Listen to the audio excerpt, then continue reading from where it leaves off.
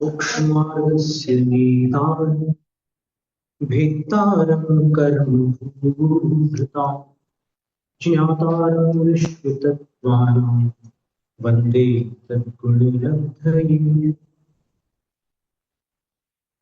पूज्य मुनि श्री परमहंस सभी आचार्य उपाध्याय साधु नमस्ते माता जी वंदना लक्ष्य लक्ष्य लिखो इच्छा का इच्छा। सबसे पहले इसको करना चाहिए। तो ज़्यादा रहता है हिस्ट्री।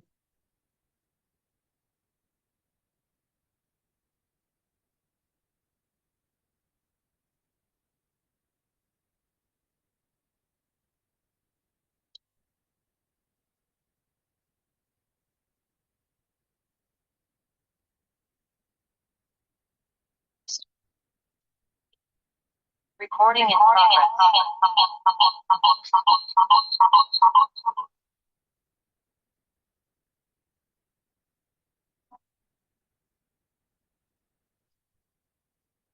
अद्वैत समय दर्शन जीवाद पदार्थ विषय कथम तद्यति चिता। अब यह समय जो जीवादिक पदार्थ का विषय कर रहे हैं अर्थात जीवादिक पदार्थ से ज्ञान में है उस पर श्रद्धा करना तो किस प्रकार उत्पन्न होता है इति ऐसा प्रश्न उठने पर अतः आ यहाँ से तीसरा सूत्र के अंदर निसर्गाद अधिगमन तत्समय दर्शन निसर्गाद अधिगमात् वा भवति।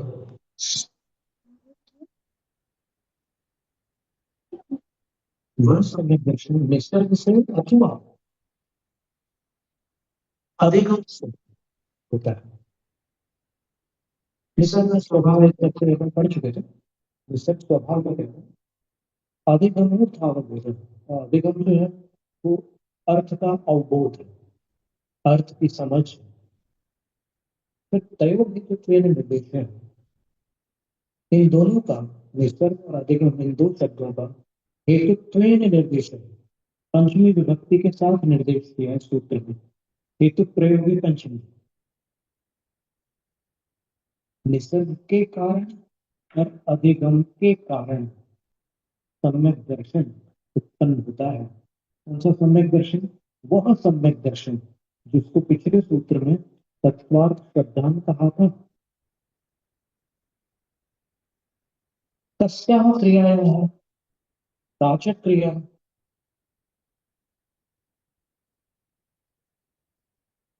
किस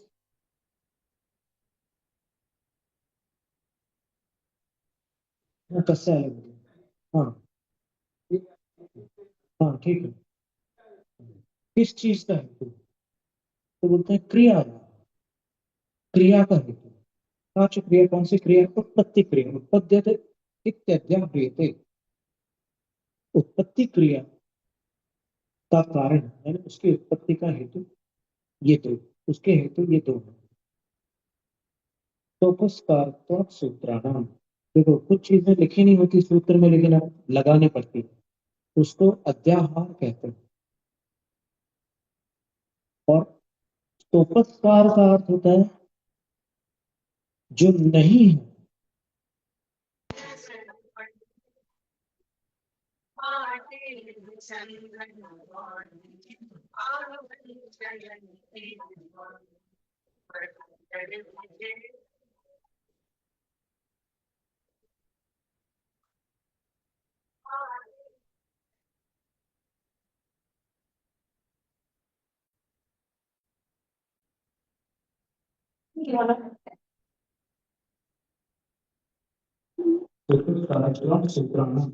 सूत्रों का उपस्कार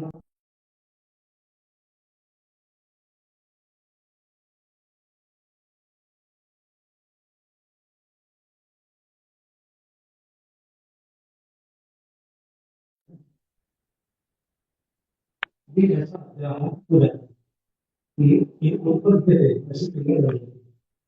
संपूर्ण सूत्र ग्रंथ में आप देखेंगे कि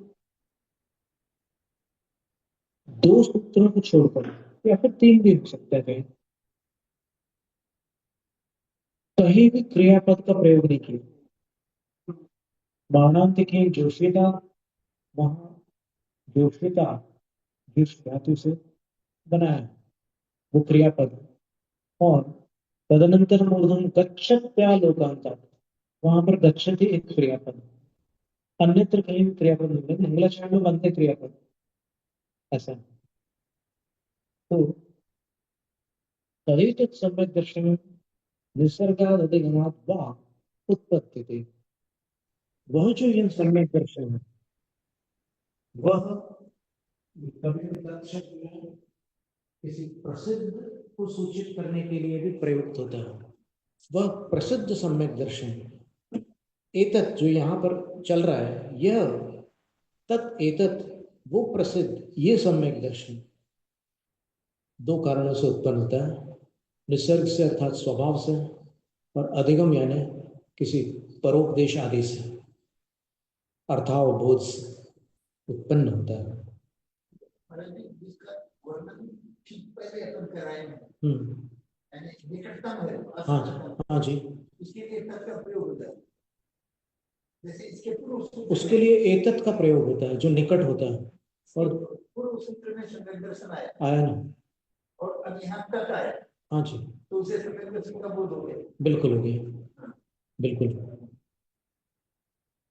आगे भी तत् शब्द आने वाला है।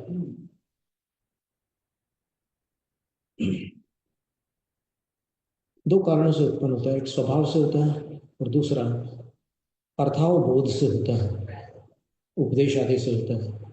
अत्राह, यहाँ कोई कहता है निसर्ग जो सम्यक दर्शनार्थादि गमन स्यात् वा न वा, जो निसर्ग स्वभाव से होने वाला जो सम्यक दर्शन, निसर्ग सम्यक दर्शन है, उसमें अर्थाधिगम है या नहीं है।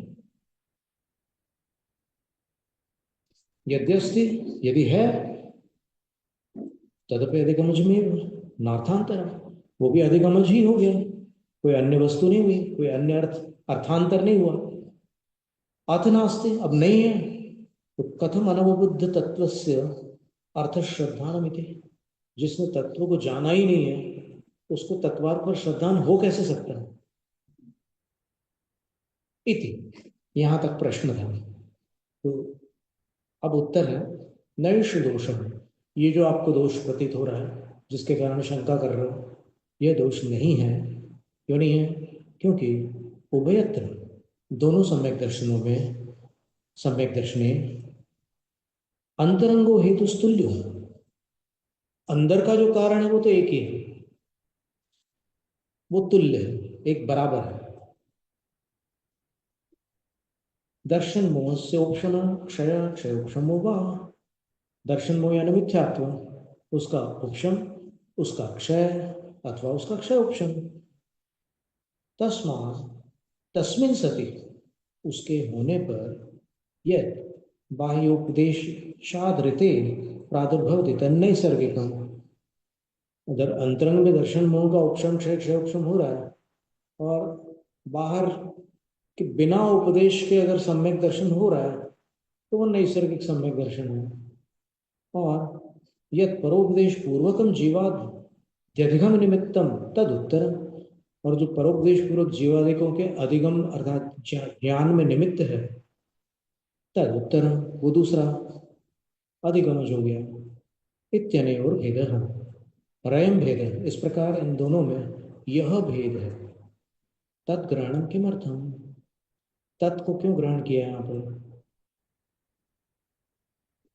अनंतर निर्देशार्थम, पिछले सूत्र में जो सम्यक दर्शन आया था उसका निर्देश करने के लिए तत् को यहाँ पर इस सूत्र में ग्रहण किया। अनंतरम, इससे पूर्व सूत्र में क्या था, सम्यक दर्शन, सम्यक दर्शन था। तत् इत अनेन निर्दिश्यते, वह तत् इसके द्वारा निर्दिष्ट किया जाता है।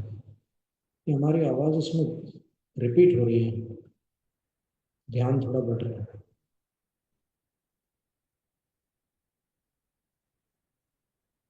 इतर था, इतर था कहो, अन्यथा कहो, अन्यथा मोक्ष मार्गों की प्रकृतस, अगर तत् नहीं लगाते तो फिर इस अध्याय में मोक्ष मार्ग पहले ही सूत्र में आया हुआ है, तो तस्या भी संबंध स्यात्, उसके साथ संबंध जुड़ सकता था। तो वह मोक्ष मार्ग निसर्ग से होता है और अधिगम से होता है, ऐसा संबंध जुड़ सकता था। तो ननुच, फिर शंका का आगे की शंका करता है कि अनंतरस्य विधिर्वा भवति प्रतिषेधो वा इत्यनंतरस्य सम्यक दर्शनस्य ग्रहणम सिद्धमिति चेत। शंकाकार पढ़ा लिखा है, जानकार है, वो और प्रतिशंका कर रहा है। क्या कर रहा है कि अनंतरस्य, जिसमें कोई अंतराल नहीं है, उस सूत्र की विधिर्वा भवति प्रतिषेधो वा, विधि भी हो सकती है, प्रतिषेध भी हो सकता है। ये जरूरी थोड़ी है कि पिछले सूत्र में आया है तो उसकी विधि ही होगी। तो इत्यन्यतरस्य इत्यनंतरस्य सम्यक दर्शनस्य ग्रहणम सिद्धमिति, इसलिए यहाँ पर जो अनंतर पूर्व सूत्र में आया हुआ सम्यक दर्शन है उसका ग्रहण तत् के बिना ही सिद्ध है। इसलिए आपने अकारण ही एक अक्षर की वृद्धि की, सूत्र अगर छोटा होता, एक अक्षर कम होता तो अधिक उत्तम होता, शंकाकार का अभिप्राय है। फिर क्या कह रहे हैं, न, ये आचार्य महाराज स्वयं कह रहे हैं कि ऐसा यदि तुम्हारे अंदर प्रश्न है तो नहीं, ये बात नहीं होती, क्योंकि प्रत्यासत्ते प्रधानम बली है, जो निकट है उससे अधिक बलवान जो प्रमुख है वो होता है। जैसे एक सभा है, उस सभा में बहुत से लोग बड़े बड़े लोग बैठे हुए हैं और बीच में प्राइम मिनिस्टर बैठा है, वो यहाँ से थोड़े दूर है, और आप कोई वाक्य कह रहे हैं, कोई प्रशंसा वाक्य कह रहे हैं, तो फिर सबको समझ में आ रहा है कि ये बाजू में बैठे वाले की प्रशंसा नहीं हो रही, तो उधर जो प्रधान है उनकी हो रही है। इसी प्रकार यहाँ पर भी तत्शब्द जो है वो इसलिए आवश्यक है क्योंकि पिछले सूत्र में सम्यक दर्शन आया है, अगर तत् नहीं लगाते तो फिर जो प्रधान था रत्नत्रय उसको ग्रहण करना पड़ जाता। सम्यक दर्शन तो रत्नत्रय का एक अवयव है और रत्नत्रय मोक्ष का मार्ग है, इसलिए वो रत्नत्रय प्रधान था, उसका यहाँ ग्रहण करना पड़ता था।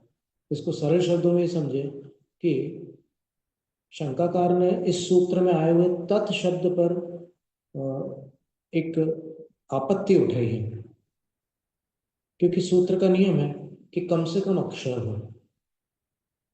अब तत् में एक अक्षर अधिक हो गई, अगर निसर्गाद अधिगमाद वा इतना कर देते तो एक अक्षर कम हो जाता, पर आचार्य कहते हैं कि नहीं, ऐसा नहीं हो सकता, क्योंकि तत् कहने से सम्यक दर्शन को यहाँ पर ग्रहण करना बनता है, तत् न कहने से रत्नत्रय को ग्रहण करने की स्थिति आ जाती है।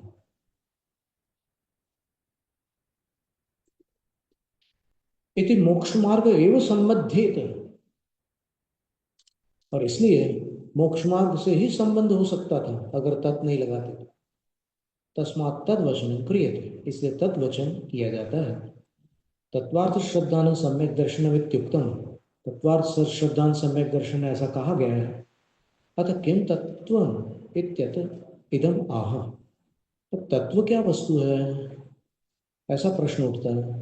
तो इसलिए यहां से यह सूत्र कहते हैं जीवा जीवाश्रव बंध संवर निर्जरा मोक्षास तत्व,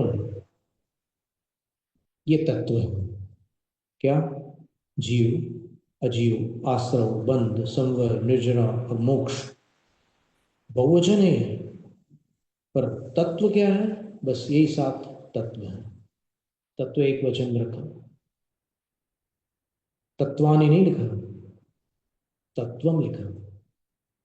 तत्र चेतना लक्षणों जीव, इनमें जो चेतना लक्षण वाला है वह जीव है। साच ज्ञानादि भेदाद अनेकधा विद्यते, और वह चेतना ज्ञान आदि के भेद से अनेक भेदों को प्राप्त होती है। तद विपर्य लक्षणों जीव, उससे विपरीत लक्षण वाला अजीव है, अचेतन। शुभाशुभ कर्मागम द्वार रूप आश्रव, शुभ और अशुभ कर्म के आगमन द्वार रूप आश्रय होता है, यानी प्रवेश द्वार है।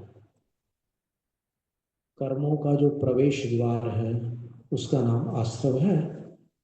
जैसे इस हॉल में आप लोगों का जो प्रवेश द्वार है वो आप लोगों का आश्रव है, और वो कर्मों का प्रवेश द्वार। आत्मा में, जीव में अजीव का प्रवेश आश्रव है। और आत्मकर्मणो रन्योन्य प्रदेशानुप्रवेशात्मको बंध, आत्म और कर्म, आत्मा और कर्म, इनका अन्योन्य अर्थात परस्पर प्रदेशानुप्रवेशात्मको, एक दूसरे के प्रदेशों में प्रवेश कर जाना बंध है।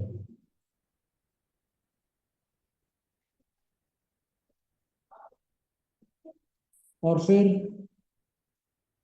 आश्रव निरोध लक्षण निर्जरा संवर, आश्रव निरोध लक्षण संवर, आश्रव का रुकना है लक्षण जिसका, वो संवर है। निरोध शब्द का अर्थ रोकना होगा ना,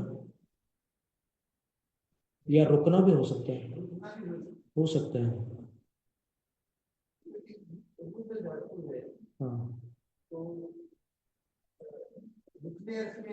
आती है।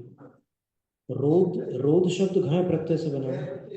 जी हाँ, और नी तो उसके उपसर्ग है। नितनाव रोध निरोध।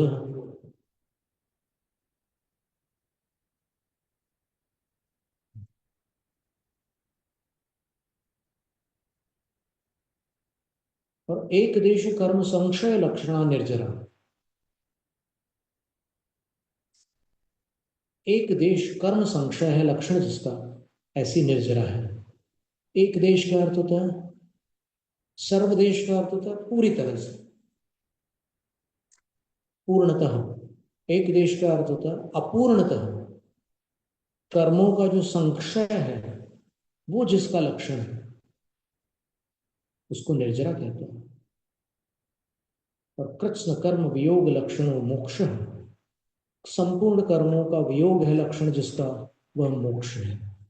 इसको अपन ऐसा समझ लो कि चेतन और अचेतन, जीव और अजीव, ऐसे दो मुख्य तत्व हैं। अब इसमें क्या हुआ कि अजीव ने द्वार खटखटाया। द्वार क्या है? योग। तो अजीव ने द्वार खटखटाया और जीव ने खोल दिया, तो अजीव जीव में आ गया। फिर आने के बाद जीव कहता है कि आ जाओ आ जाओ, बैठो, बंद हो गया। आना आश्रय हो गया, बैठो बंद हो गया। चाय नाश्ता करो, जो भी करो, बैठा दिया उसको, तो वो बंद हो गया। स्थिति बंद में इतनी सब चीजें चलती रहती है उसमें, कभी अपकर्षण उत्कर्षण आदि बहुत सारी प्रक्रिया, संक्रमण वगैरह होते रहती है, पर वो रुका रहता है परमात्मा में। इसके बाद जो बाहर से और आना चाह रहे हैं तो उनसे कहता है कि रुक जाओ, वो संबर हो गया। नवीन कर्मों के आगमन का रुक जाना संबर है। और जो जो अजीव अंदर आ चुके हैं उनमें से कुछ बाहर जा रहे हैं, वो निर्जरा है। और बाहर से एक भी अंदर ना आए, अंदर से सारे बाहर चले जाए, वो मोक्ष। सरल दृष्टांत है, जो प्राथमिक जन है उनको समझने के लिए ऐसा एक उदाहरण। अब इसके बाद एशाम प्रपंच उत्तरत्र वक्ष्यते, इनका विस्तार आगे कहा जाएगा। सर्वस्व फलस्य आत्माधीनत्वाद आदौ जीवग्रहणम, ये सारे फल होते हैं, जीव अजीव आश्रव बंध संबंध निर्जरा मोक्ष, ये सारे जो हैं वो आत्मा के अधीन होने से सबसे पहले जीव को ग्रहण किया है।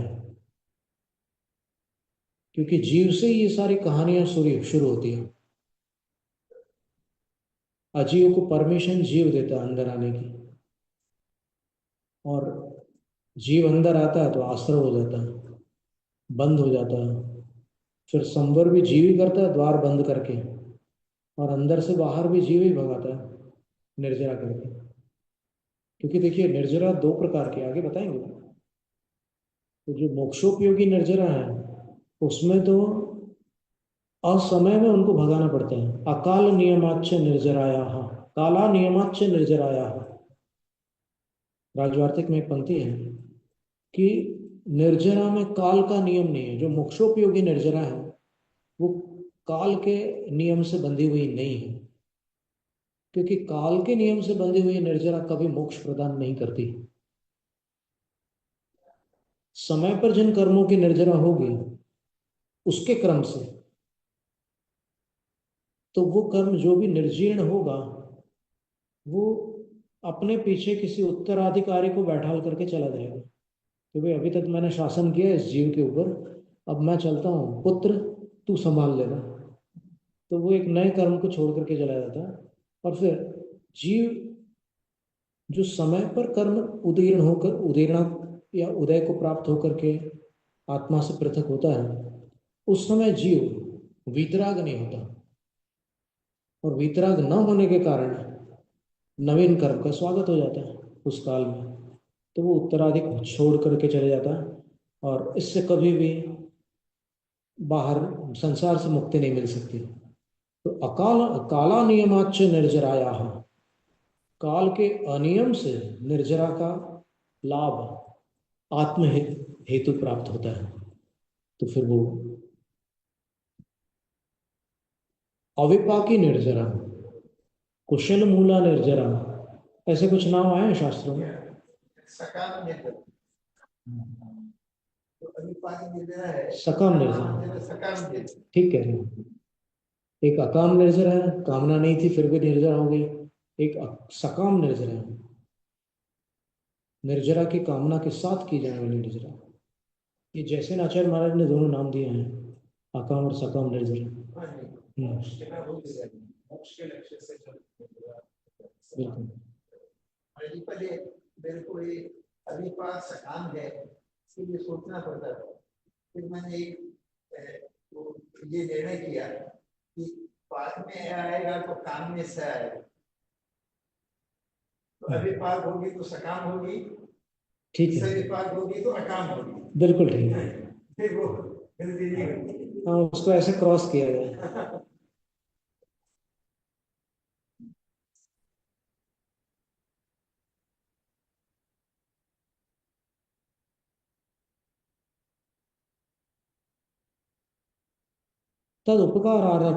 तदुपकारार्थत्वात् तदनंतरम अजीवाभिधानम, जीव का उपकारी अजीव है इसलिए जीव के पश्चात अजीव का कथन है।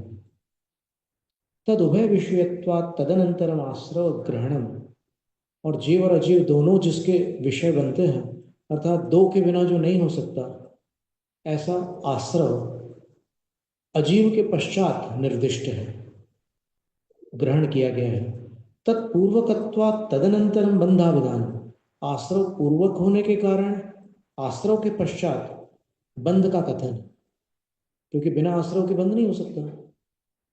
संवृतस्य बंधाभावात्, जो संवृत है, संवर को प्राप्त है, उसके बंध का अभाव होता है। और तत्प्रत्यनीक प्रतिपत्त्यर्थम तदनंतरम संवर वचनम, उस बंध का अभाव संवर करने वाले को होता है, क्योंकि संवर आश्रव का रोकना है, इसलिए बंध के बाद संवर का कथन है। ये देखिए सूत्रकार ने जो क्रम रखा है उसकी सिद्धि टीकाकार कर रहे हैं, वो उस क्रम का समर्थन कर रहे हैं। ये जो क्रम रखा है उसमें कोई अकारण क्रम नहीं रखा, सहेतुक है वो, माने उसमें वो हेतु दे करके बता रहे हैं कि इस हेतु से ये क्रम है।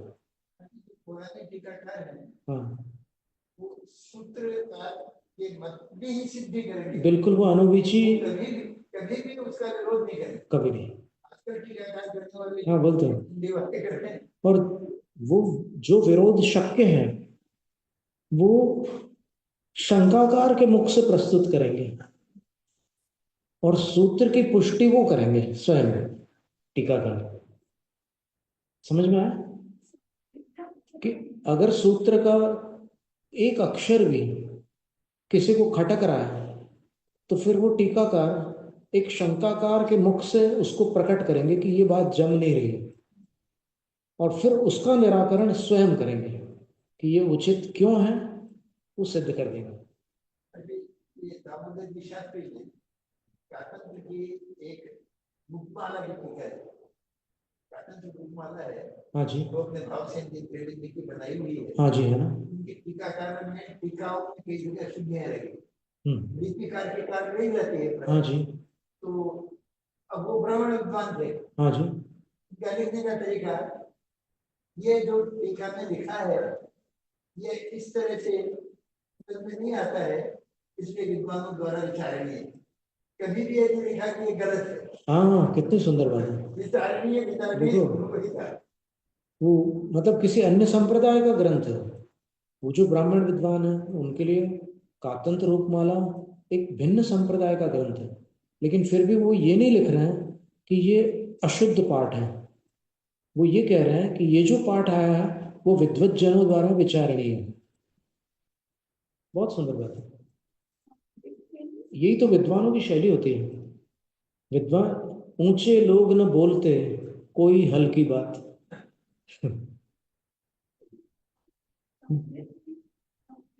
संवृत यानी संवर को प्राप्त, संवृतस्य बंधाभावात्, संवर को प्राप्त आत्मा के बंध का अभाव हो जाता है, इसलिए तत्प्रत्यनीक प्रतिपत्त्यर्थम, बंध का प्रत्यनीक अर्थात जो विरुद्ध है उसकी प्रतिपत्ति जानकारी कराने के लिए तदनंतर बंध के पश्चात संवर वचनम, संवर ये वचन है।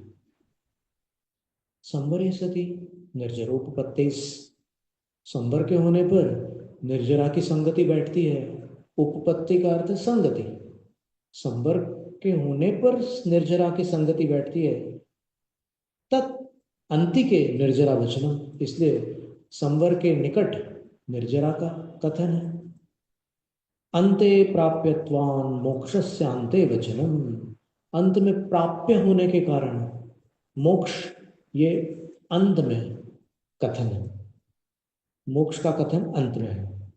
यह पुण्य पापक ग्रहण कर्तव्यम, पूज्यपाद आचार्य महाराज एक शंकाकार के मुख से शंका प्रस्तुत कर रहे हैं कि यहाँ पुण्य और पाप का ग्रहण करना था, करने योग्य है। नव पदार्थ इत्यन्य रप्युक्तत्वात्, क्योंकि अन्य आचार्यों के द्वारा नव पदार्थ इस तरह से कहा गया है। तो अब आचार्य क्या उत्तर दे रहे हैं? न कर्तव्य, नहीं करना है। आश्रवे बंधे चांतर भावात, क्योंकि आश्रव पुण्य और पाप का होता है और बंध भी पुण्य और पाप का होता है। यानी आश्रव जो हो रहा है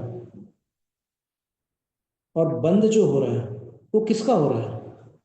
या तो पुण्य का या पाप का, इसलिए उसमें समाविष्ट होने के कारण अलग से ग्रहण करने की आवश्यकता नहीं है।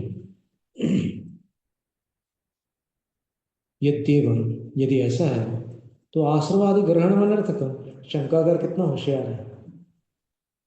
तो कह रहा है कि अगर आप ऐसे शॉर्टकट करना चाहते हो तो फिर आश्रव आदि भी क्यों ग्रहण कर रहे हो?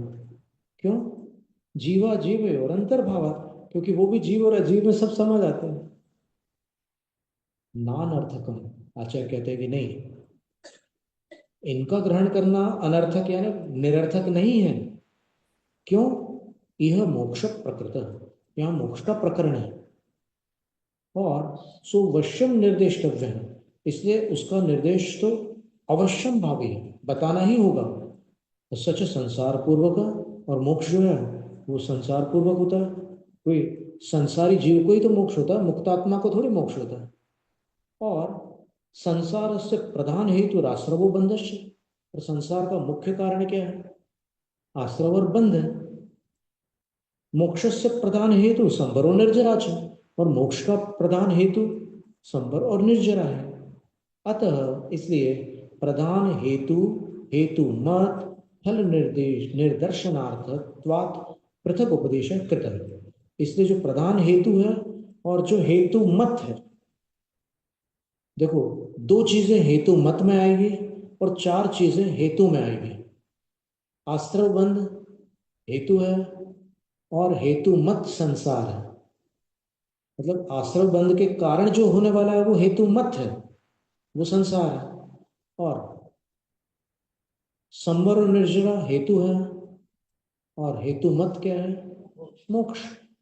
तो इसलिए ये आवश्यक है। इसको अगर दूसरे शब्दों में कहें तो फिर कारण और कार्य, 2 कारण संसार के हैं, 2 कारण मोक्ष के हैं। संसार के 2 कारण कौन है? आश्रय और बंध है। और मोक्ष के 2 कारण क्या है? संवर और निर्जर। इसलिए पृथक उपदेश कृत, इसलिए अलग से उसका उपदेश किया है। लेकिन पुण्य पाप के साथ ऐसी स्थिति नहीं थी। उनको बताए बिना भी जो आश्रय हो रहा है, जो बंध हो रहा है, वो पुण्य और पाप का ही हो रहा है। और तो किसी का आश्रय बंध होता नहीं ना, क्योंकि 148 प्रकृतियां हैं कर्मों की, उनमें कई पुण्य प्रकृतियां हैं और कई प्राप्त प्रकृतियां हैं। कोई तीसरी श्रेणी की प्रकृति तो है नहीं, इसलिए उनकी आवश्यकता नहीं थी, बाकी की आवश्यकता है। दृश्यते ही सामान्य अंतर्भूतस्यापि विशेषस्य पृथक उपादानम प्रयोजनार्थम, ये देखा भी जाता है। क्योंकि यह देखा जाता है कि सामान्य में अंतर्भूत होने पर भी विशेष का पृथक से उपादान प्रयोजन के लिए करना पड़ता है। सब मंत्रीगण आ जाएं, बैठ जाएं, प्रधानमंत्री जी भी आ जाएं, तो मंत्रीगण सब सब आ जाएं बोल दिया तो सब तो आ ही गए, लेकिन फिर भी किसी विशेष का विशेष रूप से उल्लेख करना पड़ता है। प्रयोजनार्थम, उसमें प्रयोजन होता है।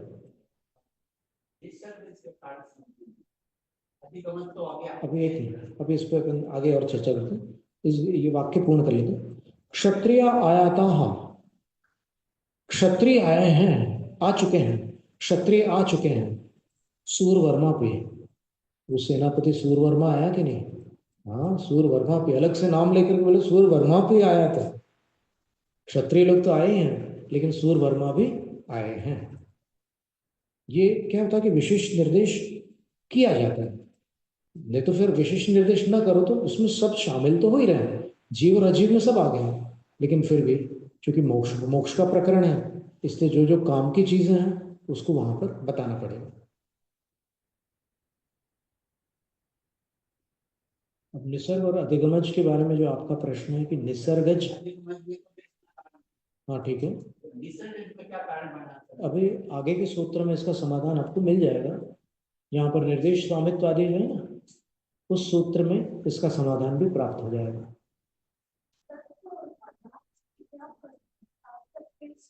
क्या?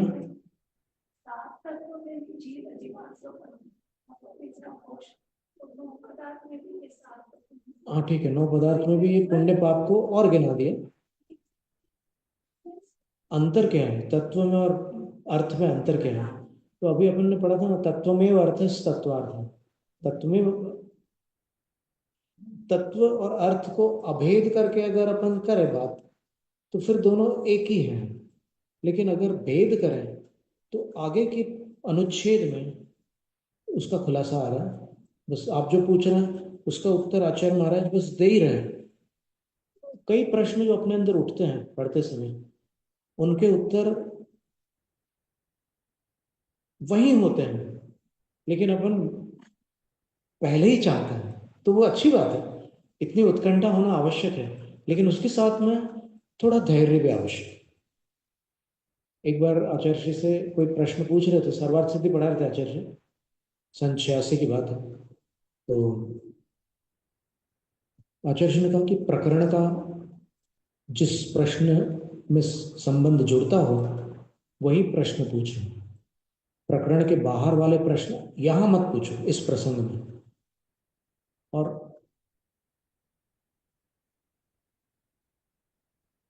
प्रश्न का उत्तर पाने के लिए प्रकरण की प्रतीक्षा करना सीखो। समझ में आई भाषा? कि जो प्रश्न उठा है आपका, तो आप एकदम अधीर मत हो।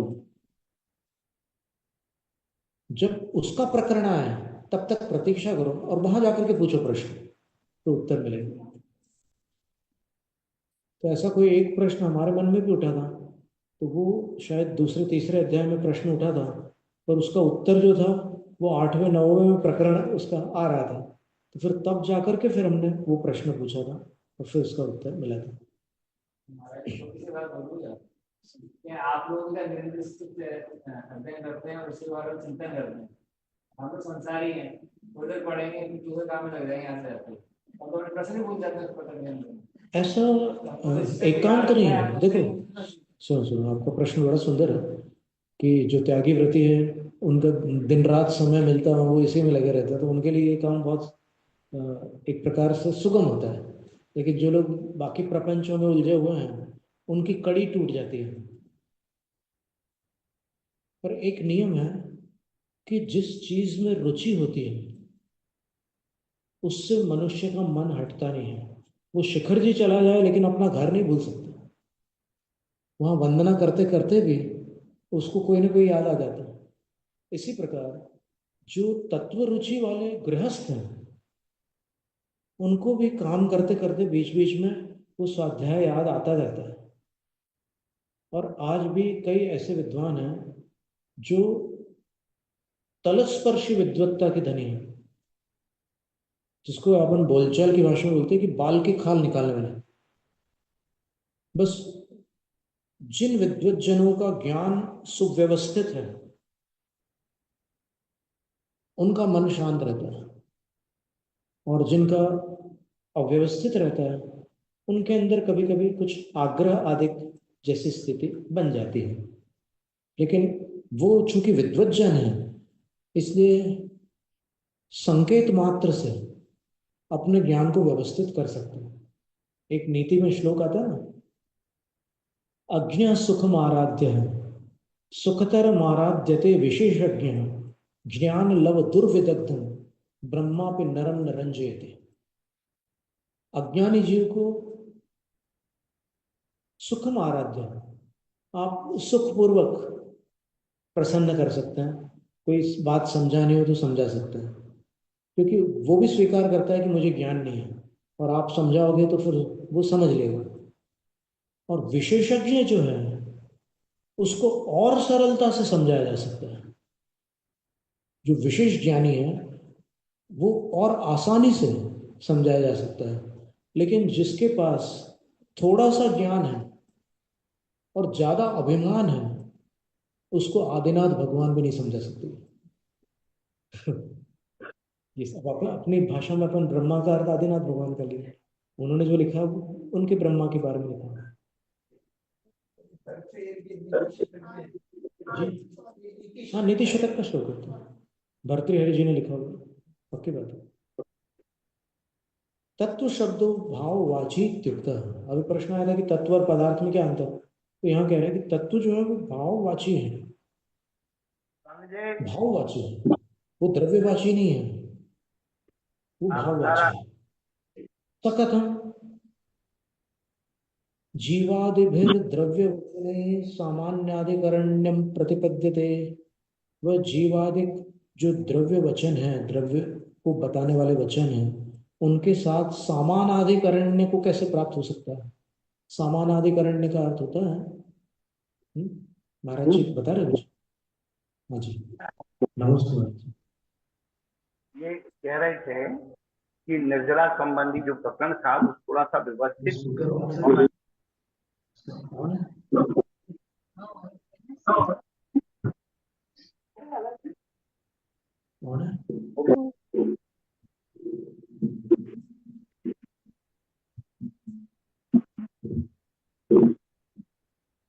निर्जला संबंधी जो प्रकरण था यहाँ पर जो क्रम दिया है तत्व के हिसाब से, उसमें जो लक्षण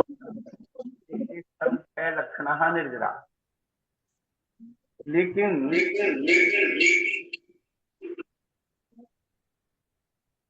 बारह भावना के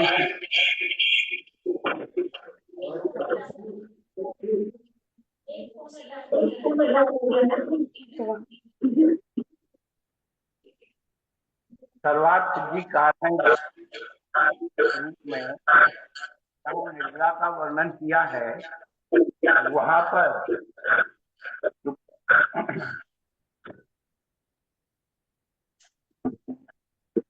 पेज नंबर 3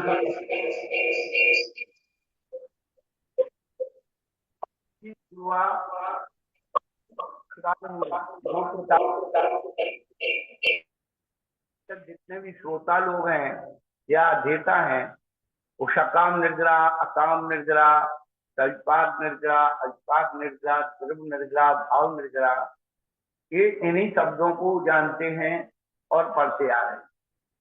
लेकिन पूज्यपाद आचार्य ने जिस निर्जला का वर्णन किया है अकुशलानुमूला, अबुद्धिपूर्वा और कुशलानुमूला, ये 2 निर्जला इन्होंने दी है। अबुद्धिपूर्वा निर्जला जो अकुशलानु है वह 4 गतियों में होती है, लेकिन कुशलानुमूला जो होती है वो उपसर्ग परिचय जय सती परिचय जय कृति कुशलानुमूला होती है। फिर उस निर्जला के भी कुशलानुमूला के भी 2 भेद की, शुभानुबंधी निर्जला और नरानुबंधी निर्जला। ये बताना अपन को विशेष है। निर्जला तो ठीक है, लेकिन जब तक हम और के विशेष उसमें नहीं जाएंगे तो अधूरी निर्जला में रह जाएंगे। तो अकुशलानुमूला निर्जला 4 गति में होती है, लेकिन कुशलानुमूला जो निर्जला होती है परसय जय करने पर ही होती है।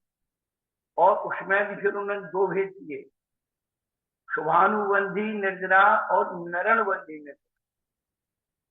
तो जो शुभ उपयोग पूर्वक निर्जला होती है वह शुभानुबंधी निर्जला है, और शुद्धोपयोग पूर्वक जो निर्जला होगी वो नरणबंधी निर्जला है। अपन थोड़े निर्जला किसकी हो रही थोड़ा उसको समझें। सत्तागत कर्म की निर्जला होती है, और जो कर्म सत्ता में है उसके प्रकृति, स्थिति, अनुभव, प्रदेश, ये 4 प्रकार की सत्ता विद्यमान है। तो जो निर्जला शुभ उपयोग पूर्वक होगी वह नियम से शुभ उपयोग के द्वारा पुण्य का ही अनुबंध कराएगी, इसलिए उसका नाम रख दिया शुभानुबंधी। और जो शुद्धोपयोग पूर्वक होगी नरनुबंधी। अब इसमें क्या फर्क है, जो सत्तागत कर्म की निर्जला हो रही है तो वो कर्म सत्ता में ही अपने तप के द्वारा उस कर्म के स्थिति और अनुभाग शक्ति को विदित कर देता है, केवल प्रकृति और प्रदेश उदय होकर के वह निर्जला हो। लेकिन यदि सत्ता में कर्म की स्थिति अनुभाग जिंदा रही तो उदय पूर्वक वो नियम से आगामी कर्म को बांध कर दे।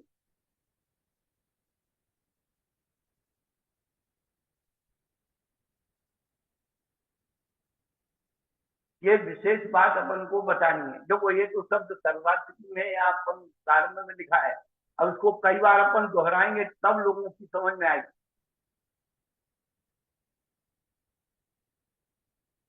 सामान्य तो अपन बता रहे हैं, लेकिन विशेष के साथ भी बताना जरूरी है। बोलिए स्वामी जी, बोलिए, तिलक जी बोलिए।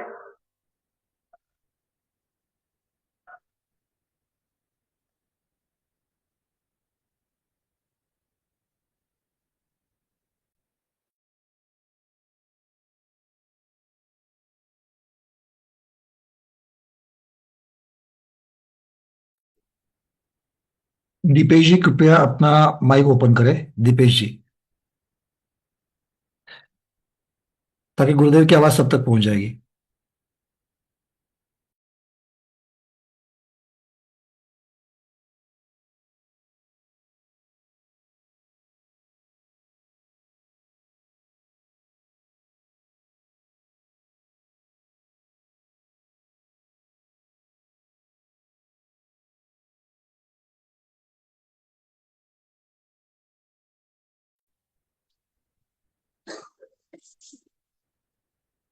अब आ रही है आवाज? हाँ गुरुदेव, अब ठीक है। इसका ऑफ कर दो स्पीकर।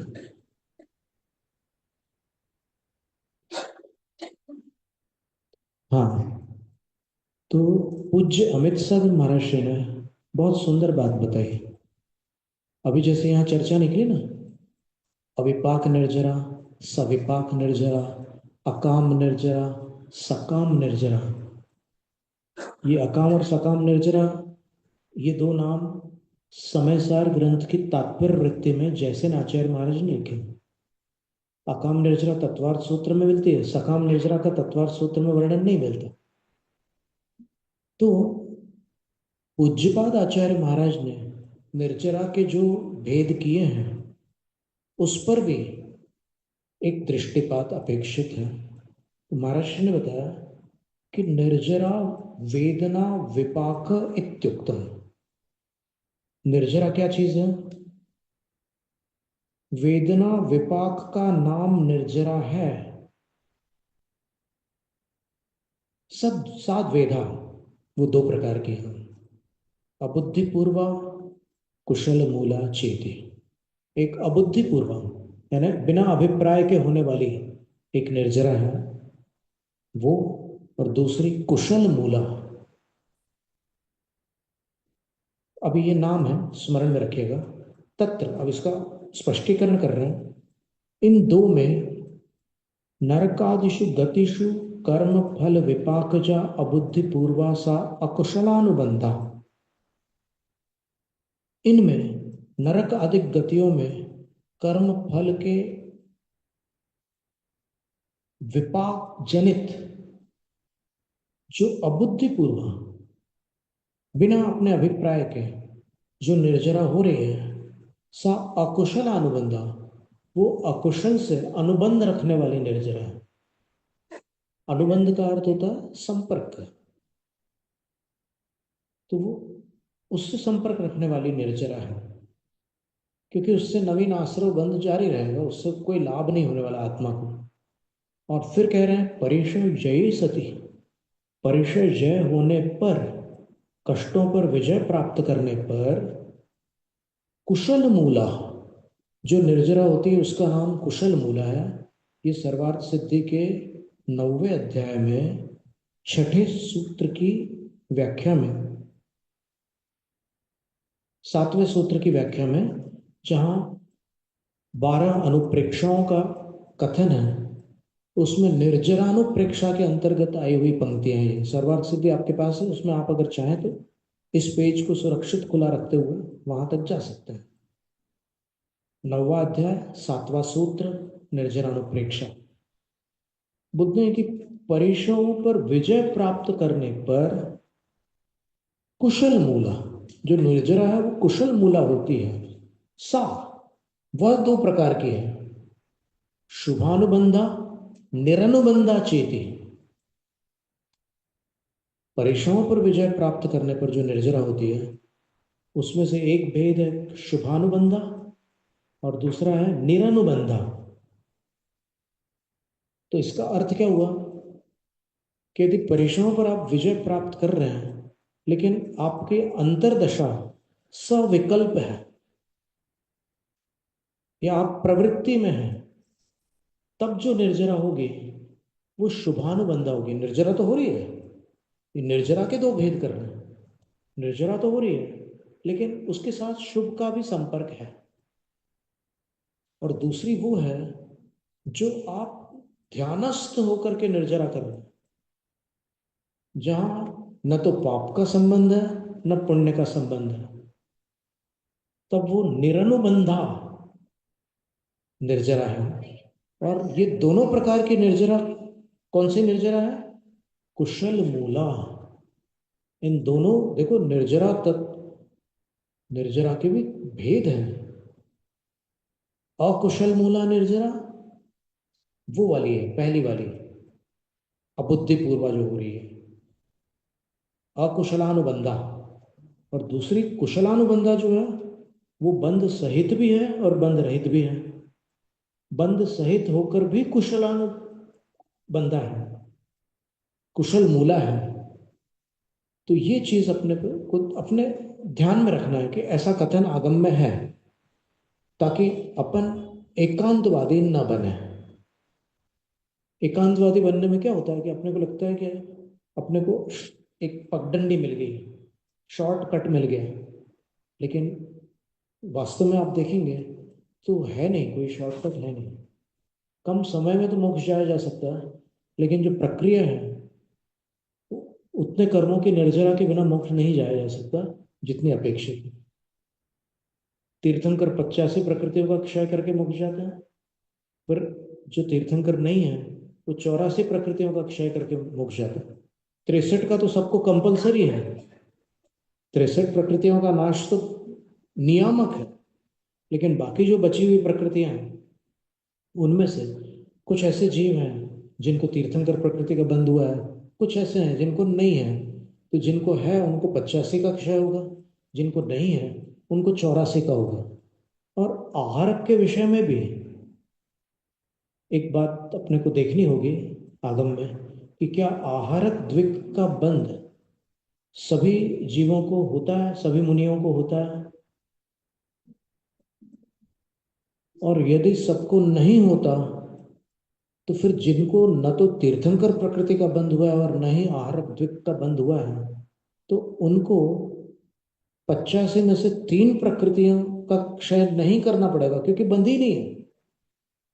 तो 82 प्रकृतियों का क्षय करके वो मोक्ष चले जाएंगे। तो ये सारी बातें ध्यान में रखनी होगी अपने को, बस इतना समझने की बात थी।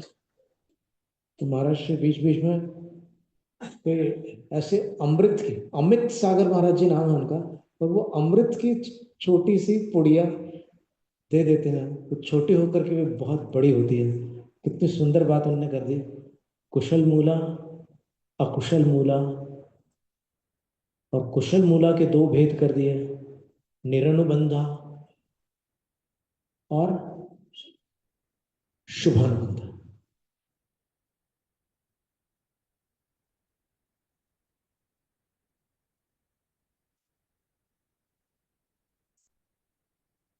तत्व शब्द भाववाची इत्युक्त, तत्व शब्द भाववाची ऐसा कहा गया है।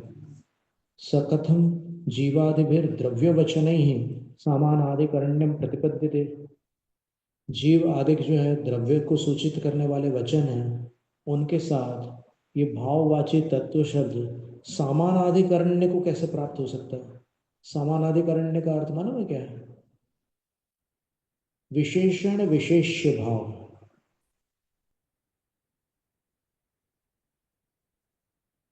यानी ये द्रव्यवाची जो वचन है उनके साथ तत्व शब्द, उनका विशेषण कैसे बन सकता है जो द्रव्य है? तो उसका उत्तर क्या दे रहे हैं पूज्यपाद आचार्य महाराज? वैयाकरण भी थे ना, जैनेन्द्र व्याकरण लिखा ना उन्होंने, तो वो देखिए क्या उत्तर देते हैं। अव्यतिरेकात तद्भावाध्यारोपाच्य समानाधिकरण्यम भवति। भाव और द्रव्य ये अभिन्न है प्रदेशों की अपेक्षा, एक दूसरे से अलग अलग नहीं है। अब भाव क्या है? जैसे उदाहरण के लिए गोरा, गोरापन। अब गोरापन जो गोरा है उससे अलग थोड़ी है, उसका ही तो गोरापन है ना। इसी प्रकार जो जीव द्रव्य है उसी का जीव भाव है ना, जीवत्व जो है वो जीव भाव हो गया, तो वो जीव द्रव्य का ही तो जीवत्व है। इसलिए अव्यतिरेकात दोनों अभिन्न है, इस कारण से समानाधिकरण्य बन जाता है, विशेषण विशेष्य भाव बन जाता है। यही बात व्याकरण में आई, इसका थोड़ा सा हाँ जरूर। ये जहाँ घय प्रत्यय आया, घय प्रत्यय, हाँ जी, उदाहरण दिया जी हाँ, तब प्रश्नकार ने प्रश्न किया कि जो भाववाची है उसके तीन वचन कैसे हो सकते हैं? पचनम पाकः, हाँ, पाकः पाकौ पाकः, ठीक है, ये कैसे संभव है? ठीक है, क्योंकि भाव तो एक ही होता है। हाँ जी, पकना, हाँ, ठीक है, और तो एक पकना, 2 पकना और 3 पकना कैसे बनेगा? कैसे बनेगा? हाँ, हाँ जी, दूसरा उन्होंने लिंग के विषय में उठाया हम्म, कि भाव के अलग अलग लिंग कैसे, जैसे आप घय प्रत्यय करेंगे तो तो पुल्लिंग हो गया, और ल्यूट करेंगे तो नपुंसकलिंग हो गया, देन करेंगे तो स्त्रीलिंग हो जाएगा। भाव कानूनी कैसे हो? ये दो प्रश्न मुझे उठता है। ठीक है। तो वहां एक शब्द आया है, तो भाव द्रव्यवत प्रकाशित। अच्छा। तो भाव द्रव्यवत प्रकाशित। ये तदंत से बने हुए जो भाववाची शब्द हैं वो द्रव्य रूप से प्रकाशित होते हैं। अच्छा, यानी वो भाव रूप भी होते हैं और द्रव्य रूप में भी प्रकाशित होते हैं। ठीक बात है, ये तदंत के लिए तो एक अच्छी बात है। उन्होंने कहा कि ये जो लिंग भेद है, ये लिंग भेद है, ये विभिन्न प्रत्ययों में उनका जो विशिष्ट लिंग है उसको छोड़ते नहीं है, नहीं छोड़ते, इसलिए लिंग भेद भी भाव में हो बन जाता सकता है। है। अच्छा, इसलिए ये प्रश्न कैसे आया कि मेरे से पढ़ने वाली एक शिक्षा ने मुझे सोडियम सोडियम सोडियम ये रूप लिखे हुए बताए। अच्छा अच्छा, मैं अंतर कहता आया था सूर्य से भाव है सोडियम, अब ये नपुंसकलिंग एक वचन नहीं रहेगा। ठीक है। ये सोडियम सोडियम इससे होते नहीं है। मैं कहा देखिए ये लिखा हुआ है। अच्छा जी। सोडियम सोडियम सोडियम ये कैसे हुआ? तो ऐसा प्रतीत होता है महाराज जी की जो भाववाची शब्द है वो जैसे इन्होंने कहा कि भाववान का ही भाव होता है, इसलिए कभी वो भाववान के रूप में भी भाववाची शब्दों का प्रयोग कर रहे हैं। तत्वमेव अर्थ, तत्वमेव अर्थ, हाँ, तत्वार्थ वहां बताया था ना। हाँ, भाववान है सूर्य है, हाँ तो सूर्य सूर्य सूर्य है वो सही है। ठीक है। अब उसका जो भाव है सूर्य, हाँ वह भी कभी कभी भाववान की तरह भाव का भी प्रकाश होता है, तो छोटे छोटे सूर्यानी भी इसमें हो जाता है। जी हाँ, वचन भेद भी हो जाता है, हाँ, लिंग भेद भी हो जाता है। लिंग भेद भी भाव में हो जाता है। जी जी। अब यहाँ पर तो हमारे तत्व किया और ये समझिए भाव के साथ समानाधिकरण, द्रव्य के साथ समानाधिकरण किया। हाँ जीव जीव आदि द्रव्य है। अच्छा, तो फिर तत्वार्थ क्यों नहीं किया? मैंने ये उदाहरण दिया था हाँ जी, कि अगर भाव का लिंग बहुवचन भी हो जाता है तो सूत्र जी में जीवा के बंध संबंध ये मोक्ष तत्वानी, ये तत्वानी होना चाहिए था, क्योंकि इसका भी बहुवचन तो होता ही है, लेकिन यहाँ तो तत्व दिया है, तो होता है कि नहीं होता है इसका भी। यानी अगर विशेषण बहुवचन में है तो विशेष्य भी बहुवचन में होगा, विशेष बहुवचन में है तो विशेषण भी बहुवचन में होगा।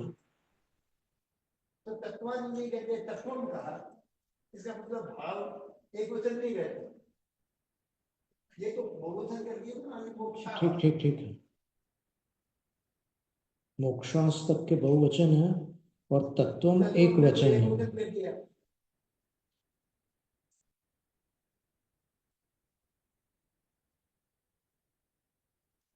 आगे इसमें कहीं देखते हैं अभी और आगे आचार्य क्या कह रहे हैं इस विषय में, उन्होंने प्रकाश डाला है कि नहीं, इस पर एक अपन आगे पढ़ करके देखते हैं।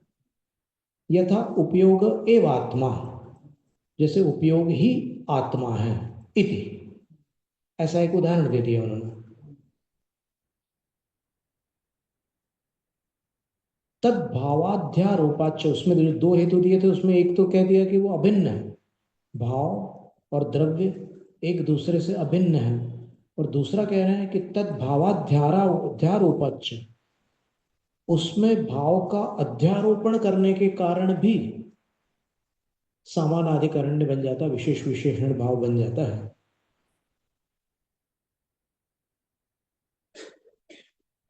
यदि ऐसा है तो तत्तल लिंग संख्यानुवृत्ति प्राप्त होती, उन लिंगों की और उन संख्याओं की अनुवृत्ति प्राप्त होती है। तो आप बदल नहीं सकते फिर लिंग, मोक्षा पुल्लिंग है और फिर तत्व नपुंसकलिंग है, ये कैसे बनेगा? तो फिर उसका उत्तर दे रहे हैं, विशेषण विशेष्य संबंधे सत्यपि, विशेषण और विशेष संबंध होने पर भी शब्द शक्ति व्यपेक्षया, शब्द की शक्ति की अपेक्षा से उपात्त लिंग संख्या व्यतिक्रमो न भवति, जो मोक्ष को पुल्लिंग प्राप्त है उसका उल्लंघन नहीं हो सकता। मोक्ष पुल्लिंग है तो पुल्लिंग में ही रहेगा, और तत्व नपुंसक लिंग है तो नपुंसक लिंग में ही रहेगा। मार्ग में भी कहते हैं ये भी बात है। कि ये बुक्स मार्ग है ठीक है, हम्म। इसलिए पुलिंग में ही रहेगा।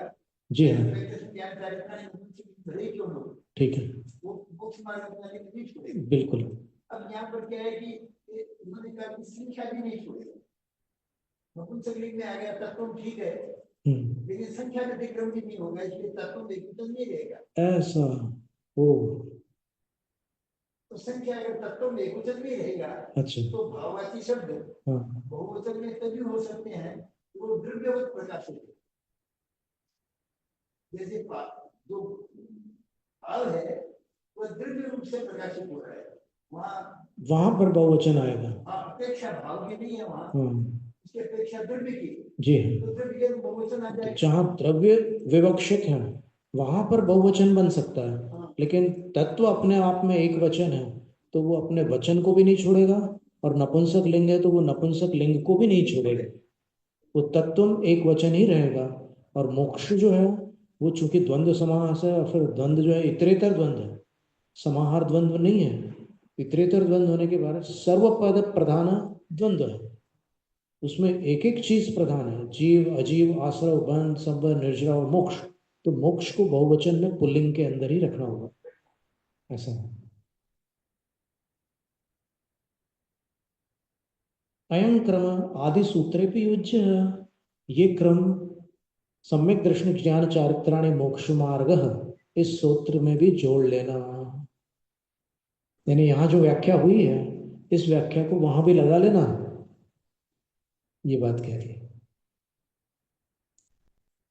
और देखिए आचार्य महाराज को कितना ध्यान रहता है, वो 358 सूत्र है तत्वार्थ सूत्र में। यद्यपि आज 357 सूत्र मान करके लोग चल रहे हैं, श्लोक वार्तिक में एक सूत्र अलग दिए हैं, मणि विचित्र पार्श्वा, ये अलग सूत्र है, और ऊपरी मूले चतुल्य विस्तारा अलग सूत्र है। तो तीसरे अध्याय में 40 सूत्र है श्लोक वार्तिक में, तो उस हिसाब से 358 सूत्र बन रहे हैं। लेकिन अभी हम बात कर रहे थे, एक बार आपसे चर्चा हुई थी, नहीं हुई थी, हम ये बता रहे थे कि एक तत्वानुशासन नाम का ग्रंथ है, उसके 46वें सूत्र में लिखा है अप्रमत्त प्रमत्तश्च संय असंयत।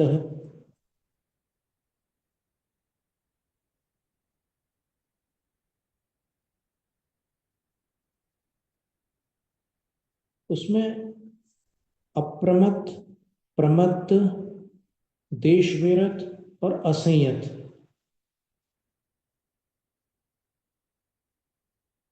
धर्म ध्यान से तत्वार्थे स्वामिनः स्मृता। तत्वार्थ में धर्म ध्यान के ये स्वामी बताए गए हैं।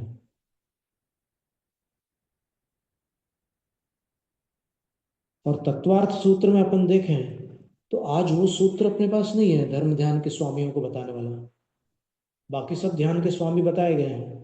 तो इससे ये बात सूचित होती है कि पूर्व काल में वो सूत्र रहा होगा। और एक सामान्य बुद्धि से भी अपन विचार करें कि जिन आचार्य ने 3 ध्यान के स्वामी बताए हैं, वो चौथे ध्यान या 4 ध्यान के स्वामी में से पहले, दूसरे और चौथे ध्यान के स्वामी तो बताए, तीसरे ध्यान के स्वामी क्यों छोड़ देंगे वो? तो फिर वो सूत्र उचित है। पंडित सुमेरचंद दिवाकर जी भी यही कहते थे कि जो सर्वार्थ सिद्धि टीका के अंतिम पंक्ति है,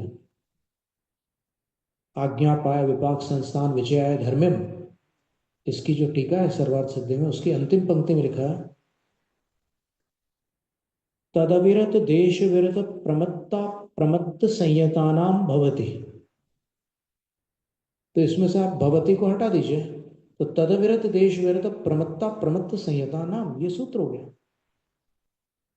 और यदि ये सूत्र न माना जाए तो फिर तत्वानुशासन ग्रंथ के 46 नंबर श्लोक में जो ये कथन है कि तत्वार्थ में धर्म ध्यान के ये स्वामी कहे गए हैं, उसका क्या करोगे? तो इसलिए वो बात आएगी, विचार करो, विज्ञान इसका विचार करेंगे विद्वजन। अभी समय ज्यादा हो रहा है, तो यहाँ पर ये क्रम संपन्न हो गया। इसके बाद आगामी सूत्र प्रारंभ होगा। जैनम जयतु शासन।